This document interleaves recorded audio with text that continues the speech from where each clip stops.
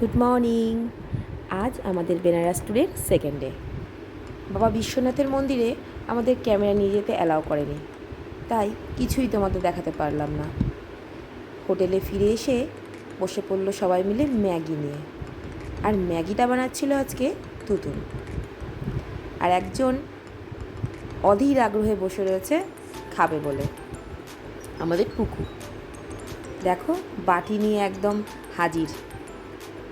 তারপর আমরা ব্রেকফাস্ট করে বেরিয়ে পড়লাম একটু বেড়াতে। বেনারসের প্রতিটা জায়গাতেই মন্দিরেই ভর্তি, চারিদিকে শুধু মন্দির। আর এইটা হলো বেনারস হিন্দু কলেজ, যেটা খুব ফেমাস। খুব ভালো লাগলো।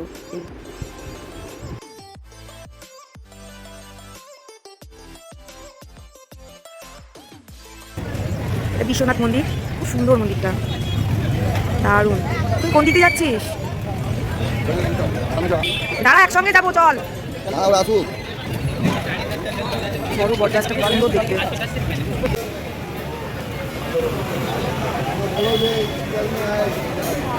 তো অনেকগুলোই টেম্পল আমরা দর্শন করব। আগে দেখে আসি। আচ্ছা, ওরা আমাদের জুতোগুলো নিয়ে ভেঙে যাবে না তো? যা করবে করবে, ঠাকুরের নাম করে চলো।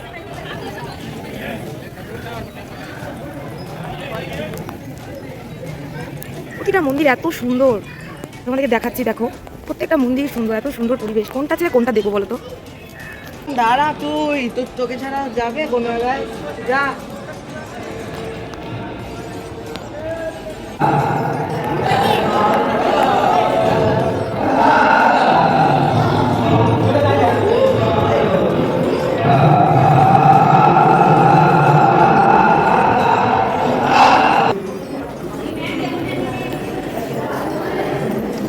নিজের কাজ ছোট করে বা বেরিয়ে যাবে, হয়ে গেল। কি বলতে হবে?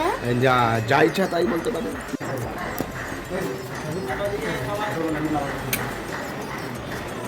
প্রণাম করলে চলো চলো, ওখানে সবাই ডাকছে,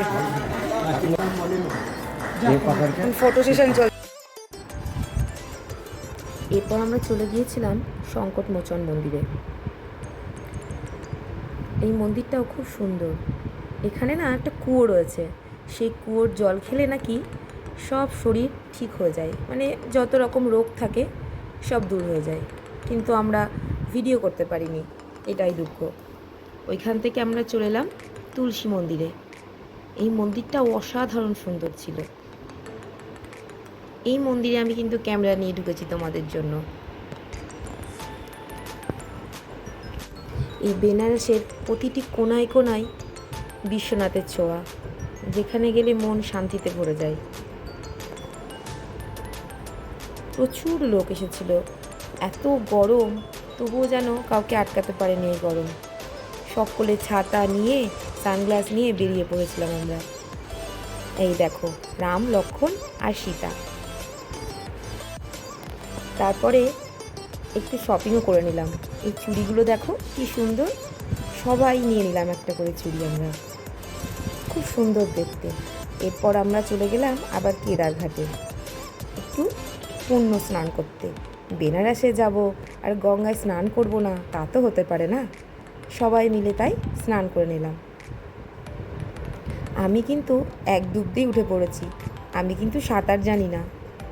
আর ওই দেখো আর একজন নামছে জলের মধ্যে। এরপর আমরা স্নান সেরে হোটেলে গিয়ে খাওয়া দাওয়া করে বেরিয়ে পড়লাম বিকেলবেলায়। আমাদের অলকানন্দা ক্রুজে টিকিট বুক করা ছিল, অসাধারণ সুন্দর।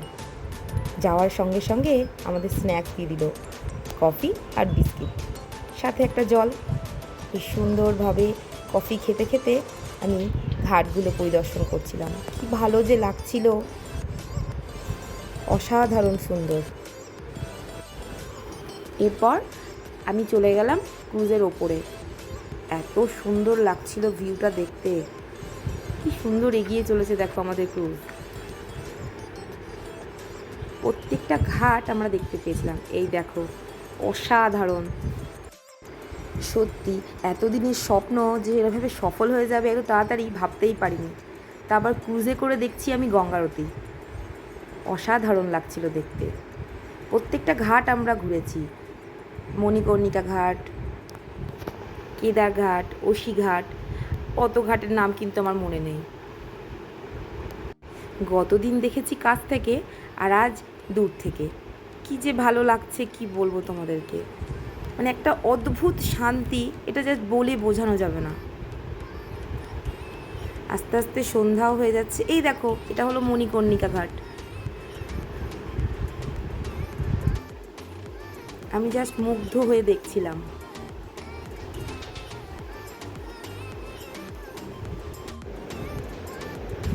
এই ব্রিজটার কাছ থেকেই আমাদের ক্রুজটা ব্যাক করলো।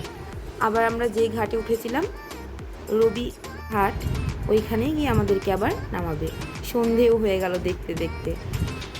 এই দেখো, আবার ভেতরে চলে এসেছি সবাই মিলে। প্রচুর লোক ছিল ভেতরে। আমাদের ক্রুজ যাত্রা এবার শেষ, আমরা এবার নামবো। নেমে পড়লাম। নেমে আমি একটু প্রদীপ নিয়ে নিলাম। আমার প্রদীপ ভাসানোর শখ প্রথম দিন থেকেই ছিল। আর আজকে ক্রুজ থেকে নামার পরে ওই রবিঘাটেই দুটো ছোটো ছোটো বাচ্চার কাছ থেকে প্রদীপ নিয়ে ভাসিয়ে দিলাম জলে। এরপর শুরু হলো দুই ভাই বোনের খুনসুটি। দেখো, এই দাদার পুচকে বুনু। এরপর আমরা গিয়েছিলাম একটু বাজারে। বেশি কিছু নিইনি, তোমাদের পরে দেখাবো আমি কি নিয়েছি। হ্যাঁ, তারপর চলে গেলাম আমরা হোটেলে, কারণ সকালেই আমাদের বেরোতে হবে অযোধ্যার জন্য। আজ তবে এইটুকুই থাক, দেখা হচ্ছে আগামী দিন। টাটা, গুড নাইট, সবাই ভালো থেকো।